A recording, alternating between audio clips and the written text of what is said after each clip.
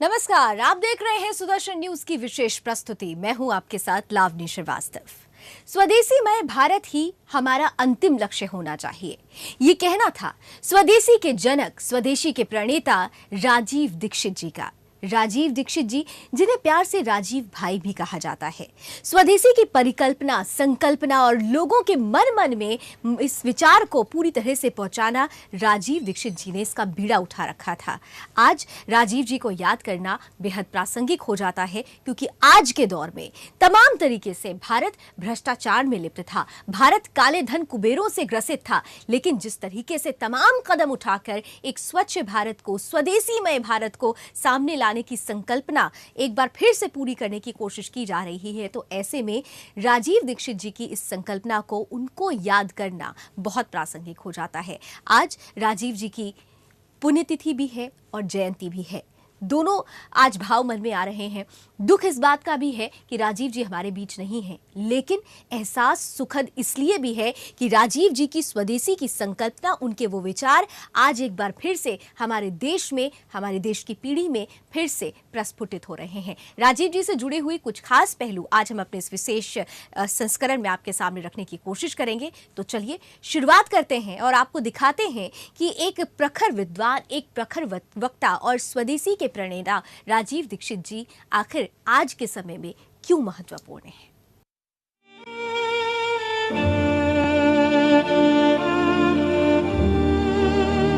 एक वैज्ञानिक, प्रखर वक्ता और आजादी बचाओ आंदोलन के संस्थापक भाई राजीव दीक्षित ने भारत में गुलामी की विरासत पर देशवासियों को जागरूक किया। कैसे भारत में भ्रष्टाचार आया और कैसे भारत को भ्रष्टाचार मुक्त किया जा सकेगा, कैसे भारत की अर्थव्यवस्था को विदेशी कंपनियां चूना लगा रही, कैसे भारत को लूटने का षड्यंत्र जारी है, कौन भारत को लूटने के लिए साजिश रच रहा है। आज मोदी सरकार भ्रष्टाचार को खत्म करने के लिए जो भी उपाय कर रही है, वो राजीव भाई ने सालों पहले बता दिए। चाहे वो भारतीय चिकित्सा पद्धति को बढ़ाना हो या फिर कोक पेप्सी जैसी ड्रिंक्स पर लगाम लगाना हो। जी हां, राजीव दीक्षित की आज सभी बातें सच होती दिखाई दे रही। भारतीय स्वाभिमान के महान प्रचारक और स्वदेशी आंदोलन की अगुआ राजीव दीक्षित की जयंती देश भर में आज धूमधाम से मनाई जा रही। राजीव दीक्षित, जो कि पेशे से एक भारतीय वैज्ञानिक थे, उनका जन्म 30 नवंबर 1967 में उत्तर प्रदेश के अलीगढ़ जिले में हुआ। प्रारंभिक शिक्षा प्राप्त करने के बाद उन्होंने भारतीय प्रौद्योगिकी संस्थान कानपुर से एमटेक की उपाधि हासिल की। इसके बाद उन्होंने भारत के पूर्व राष्ट्रपति डॉक्टर एपीजे अब्दुल कलाम के साथ काम किया। उनकी विलक्षण प्रतिभा के कारण उन्हें सीएसआईआर में कुछ परियोजनाओं पर काम करने और विदेशों में शोध पत्र पढ़ने का मौका भी मिला। दीक्षित पर शुरुआत से ही भगत सिंह और आजाद का प्रभाव था। इस कारण उन्होंने भारत में 5000 से अधिक विदेशी कंपनियों के खिलाफ स्वदेशी आंदोलन की शुरुआत की। उन्होंने 9 जनवरी 2009 को भारत स्वाभिमान ट्रस्ट का दायित्व संभाला। वो प्रखर वक्ता और आजादी बचाओ आंदोलन के संस्थापक बने। बाबा रामदेव ने उन्हें भारत स्वाभिमान ट्रस्ट के राष्ट्रीय महासचिव का दायित्व सौंपा। 30 नवंबर 2010 को राजीव दीक्षित अचानक दिल का दौरा पड़ने से काल के गाल में समा गए और भारत ने विलक्षण प्रतिभा के धनी राजीव दीक्षित को खो दिया। लोगों के बीच वो राजीव भाई के नाम से अधिक प्रसिद्ध थे।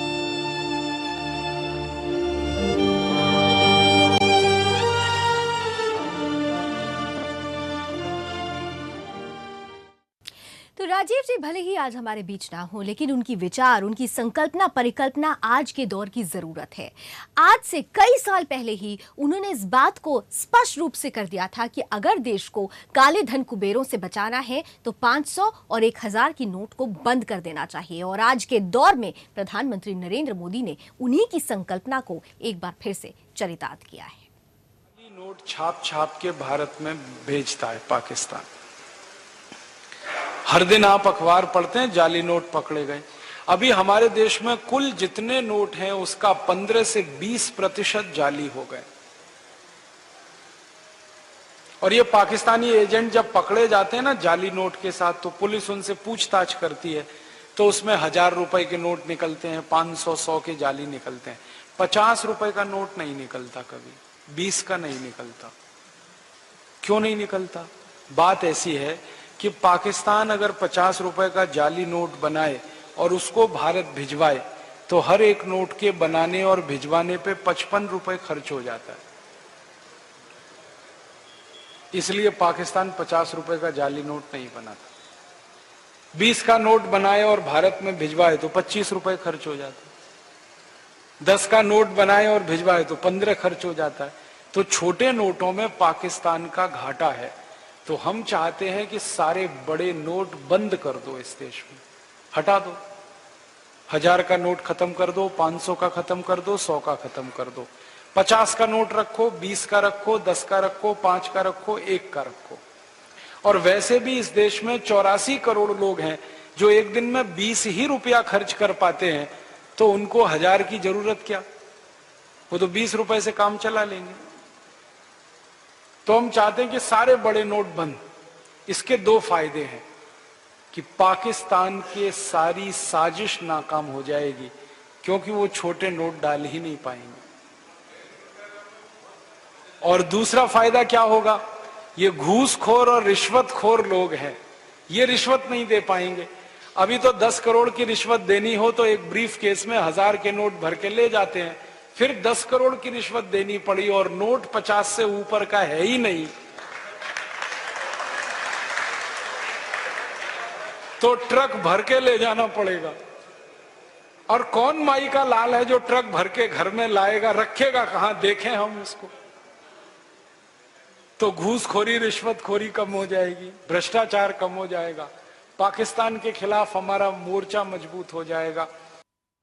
तो देखा आपने, राजीव दीक्षित जी खुद इस आर्थिक क्रांति की महत्ता को समझते थे और यही बात उन्होंने आज से सालों पहले स्पष्ट करने की कोशिश की थी।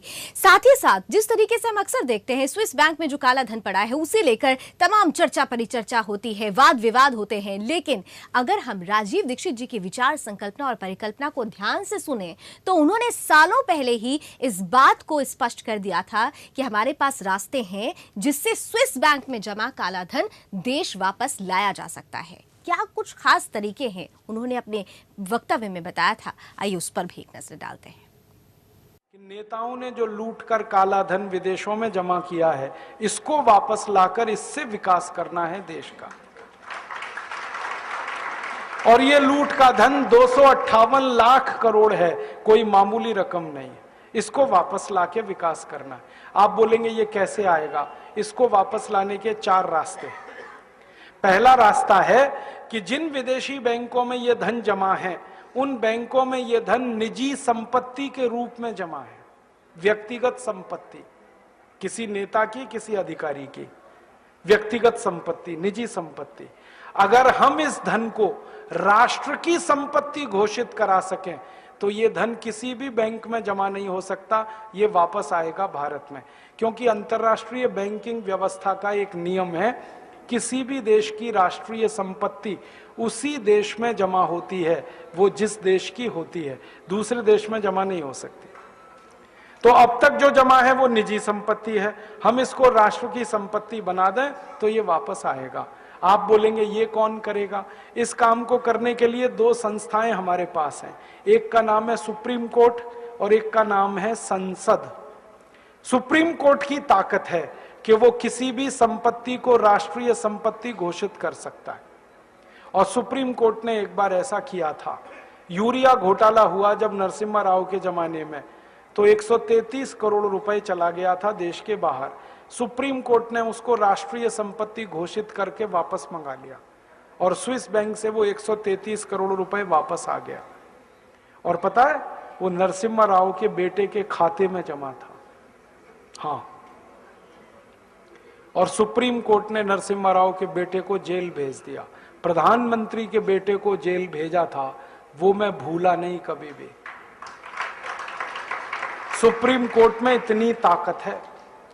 तो हमने सुप्रीम कोर्ट में एक मुकदमा लगाया है अभी 6 महीने पहले, ये जो भारत स्वाभिमान नाम की संस्था है ना, इसकी तरफ से। और मुकदमा हमारा एक ही है कि अगर यूरिया घोटाले का पैसा सुप्रीम कोर्ट ने राष्ट्र की संपत्ति घोषित किया था, तो चारा घोटाले का भी राष्ट्र की संपत्ति है, बोफोर्स घोटाले का भी राष्ट्र की संपत्ति है, सभी घोटालों का पैसा राष्ट्र की संपत्ति है। और इस तर्क से अगर सुप्रीम कोर्ट सहमत हो जाए तो 258 लाख करोड़ को राष्ट्र की संपत्ति वो घोषित कर सकता है। और ये घोषणा होते ही हम इंटरनेशनल कोर्ट ऑफ जस्टिस में जा सकते हैं फैसले को लेकर, और आईसीजे ऑर्डर करे तो दुनिया के 70 देशों की बैंकों को पैसा वो वापस करना पड़ेगा भारत को। दूसरा रास्ता है अपने पास, वो ये कि हम संसद में अगले 4 सालों में एक प्रस्ताव पास कराना चाहते हैं, और वो प्रस्ताव ये है कि 15 अगस्त 1947 के बाद जितना भी धन भारत से बाहर गया वो भारत की राष्ट्रीय संपत्ति है। बस किसी का नाम नहीं लेना, किसी की बात नहीं कहना। 15 अगस्त 1947 के बाद जितना धन बाहर गया है भारत से हवाला के थ्रू, क्योंकि सब हवाला से ही जाता है, वो भारत की राष्ट्रीय संपत्ति है। संसद प्रस्ताव को पास करे। अब इस प्रस्ताव को रखेगा तो कोई एक सांसद, और वो हमें मिल ही जाएगा अगले 4 साल में। कोई तो माई का लाल मिलेगा, ऐसा तो नहीं है कि सब मर गए। और प्रस्ताव जब रखा जाएगा तब बहस होगी। बहस वाले दिन हम देखेंगे कि कौन कौन इस प्रस्ताव का विरोध कर रहा है। जो विरोध करेगा पक्की बात है खाते उसी के हैं, पैसा उसी का है, और सारा देश देखेगा बेईमान कौन कौन है संसद में। आप तो अपने सांसद पे नजर रखना बस कि आपका सांसद क्या कह रहा है। हर एक इलाके में मैं घूम घूम के लोगों से एक ही बात कह रहा हूं कि जिस दिन ये प्रस्ताव आएगा टीवी पर बहस आएगी, क्योंकि अब डायरेक्ट टेलीकास्ट होने लगा है। आप अपने सांसद पे नजर रखना वो क्या कर रहा है, आपको पता चल जाएगा वो बेईमान है ईमानदार है। अब संसद में या तो प्रस्ताव गिरेगा या पास होगा। गिरेगा तो विरोध करने वाले सांसद ज्यादा चाहिए, तो सारा देश देखेगा बेईमान और हरामी कौन कौन है इस देश में। और या सांसद डर के मारे विरोध नहीं करेंगे तो झटके में प्रस्ताव पास हो जाएगा, और प्रस्ताव पास हुआ तो कानून बनेगा। अपने दोनों हाथ में लड्डू है।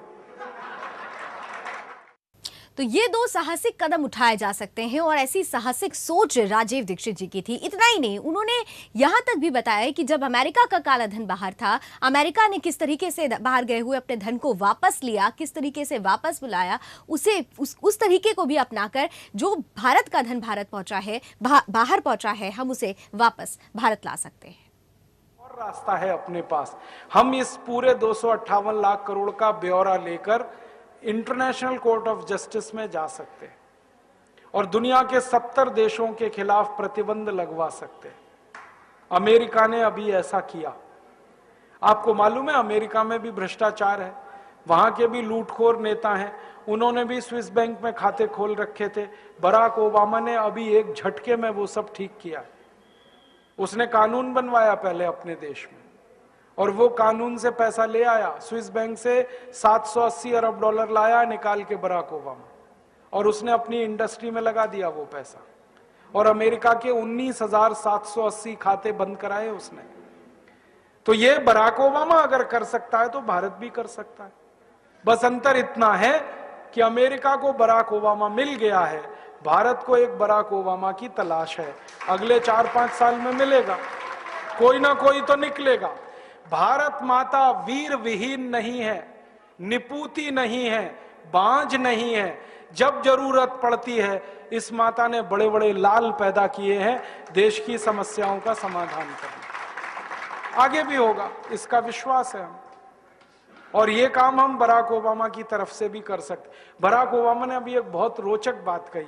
हमारे प्रधानमंत्री गए थे अमेरिका, अभी मालूम है मनमोहन सिंह अमेरिका गए। बराक ओबामा ने मनमोहन सिंह को ऑफर किया, देखो मैंने स्विस बैंक से पैसे निकाल लिए, आपको निकलवाने? ऐसे ही बोला उसने, आपको निकलवाने, मैं मदद करता हूं आपकी। तो मनमोहन सिंह की ऊपर की सांस ऊपर, नीचे की नीचे, ना हां कहा ना कहा। फिर उसने कहा मैं भारत की मदद करना चाहता हूं सीरियसली इस काम में, और मैंने जैसे पैसा निकाला है स्विस बैंकों से, मैं वो बताना चाहता हूं, आप ऐसे निकालो। अब मनमोहन सिंह चुपचाप लौट आए, क्योंकि उनको बोलते ही नहीं बनता, क्योंकि सरकार चलाने वालों का पैसा है, बात ही नहीं करते वो। तो बराक ओबामा तैयार है, वो कहता है मैं मदद करूंगा भारत की। क्यों? वो कहता है भारत की मदद इसलिए करनी है, भारत महान देश है, ये वो बोलता है। तो ये अपने पास और एक रास्ता है। तो अपने पास 4 रास्ते हैं। एक चौथा रास्ता है कि हम खुद चाहें तो स्विट्जरलैंड से दादागिरी करके ये पैसा ला सकते हैं। स्विट्जरलैंड के पास ना आर्मी है, ना एयरफोर्स है, ना नेवल फोर्स है, छोटा सा देश है।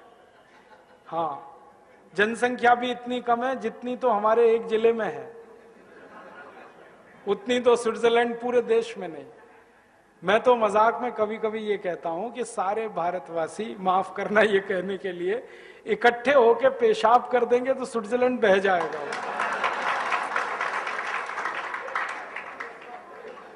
इतना पिद्दी सा देश है। 2 घंटे कार चलाओ तो स्विट्जरलैंड की सीमा खत्म हो जाती है, दूसरे देश में कार घुस जाती है। पुलिस उनके पास है नहीं, आर्मी है नहीं, थोड़ी दादागिरी करो वो तो दे देंगे। अमेरिका ने अभी कहा था उनको कि इराक का ध्यान है, अफगानिस्तान का ध्यान है, वो आपका भी हाल हो सकता है। तुरंत उन्होंने पैसे निकाल के दे दिए, 1 मिनट नहीं लगा। तो ऐसे तरीकों से काला धन वापस लाया जा सकता है, राजीव जी ने बहुत पहले ही स्पष्ट किया था। साथ ही साथ राजीव जी ने इस बात पर भी प्रकाश डाला था कि विदेशी कंपनियां किस तरीके से भारतीय अर्थव्यवस्था को चपत लगा रही हैं, चूना लगा रही हैं, गैर कानूनी तरीके से हमारे देश में अपनी कंपनियां चलाती हैं, अपना माल यहां पर लेकर आती हैं, और यहां का धन, जो भारत का धन है, भारत के विकास में लगने वाला धन है, वो अपने देश लेकर चली जाती हैं। कोक और पेप्सी जैसी कंपनियां भी कुछ ऐसा ही कर रही थी। हिंदुस्तान में काम करने वाली जितनी भी विदेशी कंपनियां हैं, सभी एक कानून का उल्लंघन करती हैं। उनके साथ एक समझौता होता है सरकार का, जिसको आप सब जानते हैं, मेमोरेंडम ऑफ अंडरस्टैंडिंग कहते हैं। तो एमओयू में जो शर्तें होती हैं, एक भी शर्त को एक भी कंपनी नहीं मानती। जैसे मैं आपको एक उदाहरण देके बताऊं, हमारे देश में अमेरिका की 2 कंपनियां हैं, एक का नाम है पेप्सी कोला, दूसरे का नाम है कोका कोला। इनके साथ भारत सरकार का जब एमओयू साइन हुआ तो उसमें शर्त है कि ये दोनों कंपनियां जब $5 विदेशों से कमाकर भारत को लाकर देंगी, तब ये $1 भारत से ले जाने की अधिकारी होंगी। माने ये कंपनियां भारत से अगर पैसा ले जाना चाहें तो $1 ये तब ले जाएंगे जब $5 कमाकर भारत के धन कोष में जमा कर देंगे। आप जानते हैं भारत का विदेशी मुद्रा कोष होता है, विदेशी मुद्रा भंडार होता है। तो $5 विदेशी मुद्रा भंडार में ये एक पेप्सी और कोका कोला जब जमा कर देगी लाकर एक्सपोर्ट करके, तब ये $1 का इंपोर्ट करेंगे। ये इनके एमओयू में कंडीशन है। लेकिन पिछले 17 वर्षों में दोनों कंपनियों ने इस कंडीशन का आज तक पालन नहीं किया है। आंकड़े ये बताते हैं कि ये कंपनियां $5 यहां से लेके जा रही हैं, तब $1 लेके आ रही हैं। तो एमओयू की जो सबसे प्रमुख शर्त है, उसका उल्लंघन हो रहा है। हमारी सरकार के द्वारा मंत्रालय ने जो साइन किया है एग्रीमेंट, उसका उल्लंघन हो रहा है। हम इनको कोर्ट में घसीट सकते हैं और बहुत आसानी से इस पर फैसला ले सकते हैं। एक इसी तरह की एमओयू की शर्त है कि पेप्सी और कोका कोला कंपनी भारत देश में सॉफ्ट ड्रिंक नहीं बेचेगी। पानी जो बोतल में भरा हुआ, जिसको कार्बोनेटेड वाटर कहते हैं, वो नहीं बेचेंगे। इनका भारत में आने का मुख्य मकसद है और एमओयू की कंडीशन है कि भारत के किसानों का आलू, टमाटर, प्याज, गोभी, पत्ता गोभी, गाजर आदि आदि जो फल हैं, सब्जियां हैं, जो हर साल 60,000 करोड़ के खराब हो जाते हैं, उनको प्रोसेस करके ये भारत में और भारत के बाहर विदेशों में बेचेंगे। प्रोसेस करके बेचेंगे, कच्चा माल भी नहीं बेच सकते, प्रोसेस करके बेचेंगे। लेकिन दुर्भाग्य हमारे देश में यह है कि इन कंपनियों का जो प्रोसेस किया हुआ टमाटर, आलू आदि का खाद्य पदार्थ है, वो बहुत मामूली सा बिक रहा है और पूरे हिंदुस्तान में इनका सॉफ्ट ड्रिंक बिक रहा है, जो बेचने की इनको परमिशन नहीं है। फिर एक तीसरी कंडीशन है एमओयू की, वो ये है कि पेप्सी और कोका कोला कभी भी अपने ब्रांड नेम से कोई चीज भारत में नहीं बेचेंगे। माने पेप्सी नाम से कुछ नहीं बिकेगा, कोका कोला नाम से कुछ नहीं बिकेगा, वो अपने ब्रांड नेम का भारत में इस्तेमाल नहीं कर सकेंगे।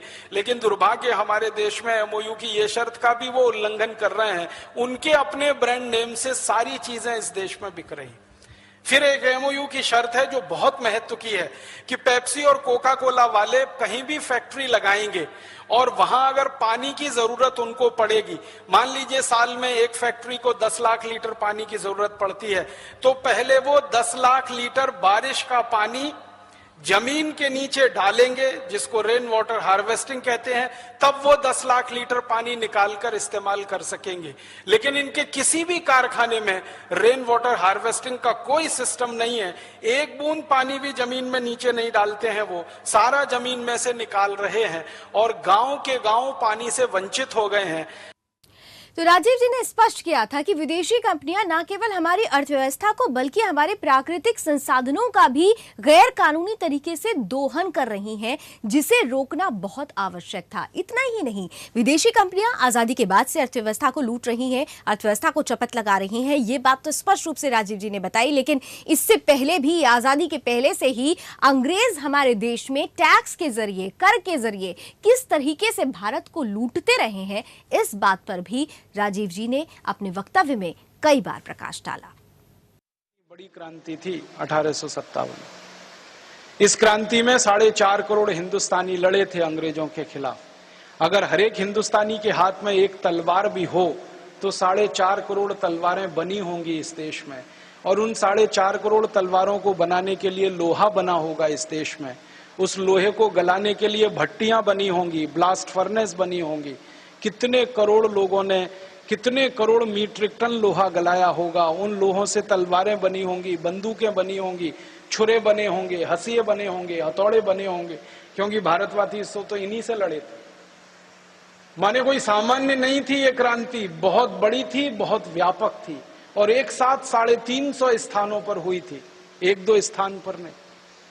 तो ब्रिटिश पार्लियामेंट में ये सारी बहस हो रही है, तो प्राइम मिनिस्टर पूछ रहा पैसे किसने दिए, तो उद्योगपति, व्यापारी, किसान, कारीगरों ने दिए। तो प्राइम मिनिस्टर कहता है कि अब आगे से इस देश में शासन चलाना है तो एक व्यवस्था करो कि दोबारा कभी भारत के लोग क्रांतिकारियों को पैसे दे ना सकें, उनके हाथ में पैसे छोड़ो ही मत, ले लो, सब छीन लो उनसे। तो कैसे छीनोगे? टैक्स लगा के छीनो। इसलिए इस देश में इनकम टैक्स आया। इनकम टैक्स इसलिए नहीं आया कि देश में सरकार चलानी थी अंग्रेजों को और उसके लिए धन की जरूरत थी। इनकम टैक्स इसलिए लाया गया कि भारत के नागरिकों के पास पैसे इतने बचे ही नहीं जो वो क्रांतिकारियों को दान में दे सकें, वो सारे पैसे अंग्रेज छीन कर अपने पास रखें, इसके लिए इनकम टैक्स आया। और इनकम टैक्स जब लगाया अंग्रेजों ने तो उसकी लिमिट जानते हैं क्या थी? 97%। माने 100 रुपए आप कमा रहे हैं तो 97 रुपए अंग्रेजों को दे दीजिए। और ये कहानी पूरी तब समझ में आएगी जब और एक जानकारी मैं आपको दूं। ब्रिटिश पार्लियामेंट में बहस हो रही थी और बात चल रही थी कि खाली इनकम टैक्स लगाना है या दूसरे टैक्स भी लगाने हैं। तो बात हुई कि भारत के उद्योगपति और व्यापारी कोई भी सामान बनाए तो बनाने पे ही पहले उनसे टैक्स ले लो। उसको उन्होंने एक्साइज ड्यूटी नाम दे दिया। आप सामान बनाएं और बेचने के लिए जाएं तो बेचने पर उनसे टैक्स ले लो, उसको सेल्स टैक्स नाम दे दिया। फिर बेचकर मुनाफा कमाएं तो मुनाफे पर टैक्स ले लो, उसको इनकम टैक्स नाम दे दिया। सामान को बेचने के लिए एक गांव से दूसरे गांव जाएं तो रोड टैक्स ले लो और टोल टैक्स ले लो।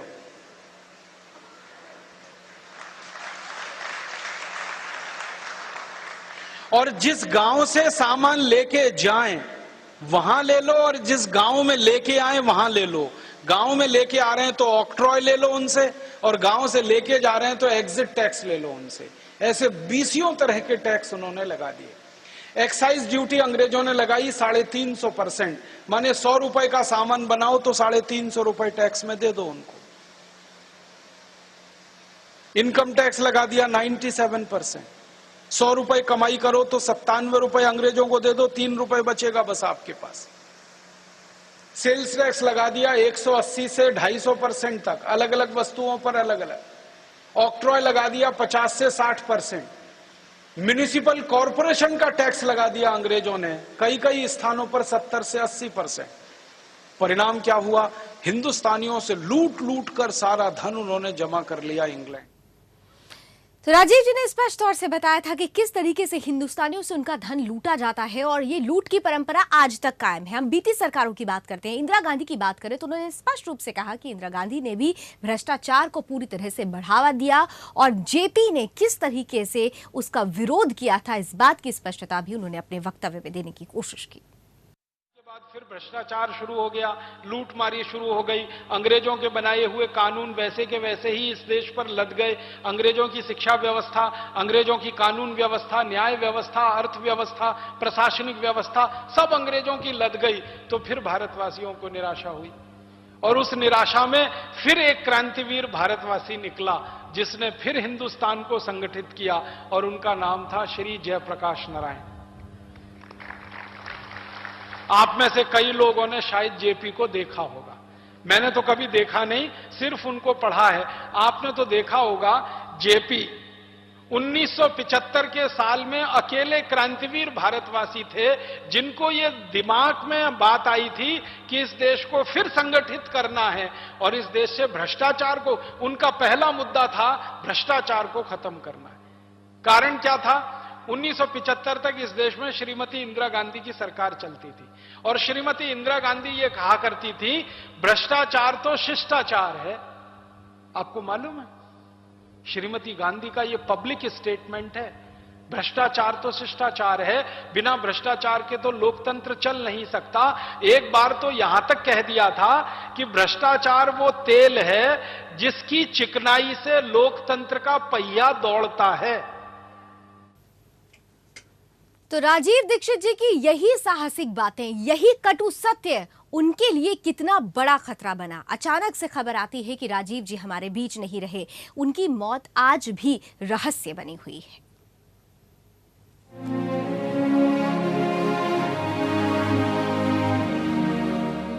राजीव दीक्षित का नाम जेहन में आते ही एक स्वदेशी वैज्ञानिक और प्रखर राष्ट्रवादी वक्ता की छवि आंखों के सामने आ जाती है। इसे संयोग कहें या विडंबना, 30 नवंबर को ही राजीव जी का जन्म हुआ था और 30 नवंबर के ही दिन वो काल के गाल में समा गए थे। लेकिन राजीव दीक्षित की मृत्यु आज तक भी रहस्य बनी हुई है।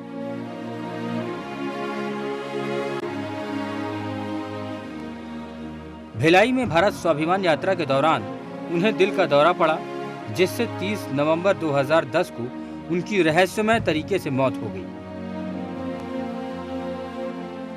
उनकी मृत्यु की वजह दिल का दौरा बताया जा रहा है, जो सत्य नहीं लगता, क्योंकि उनका एक व्याख्यान तो इस पर ही था कि बिना डॉक्टर और बिना दवा के स्वस्थ कैसे रहें। दीक्षित जी की मृत्यु को शुरू से ही बड़ी साजिश बताया जाता रहा है, क्योंकि उनके व्याख्यान लोगों को स्वदेशी बना रहे थे, जो विदेशी कंपनियों और देशद्रोहियों को सहन नहीं हो रहा था।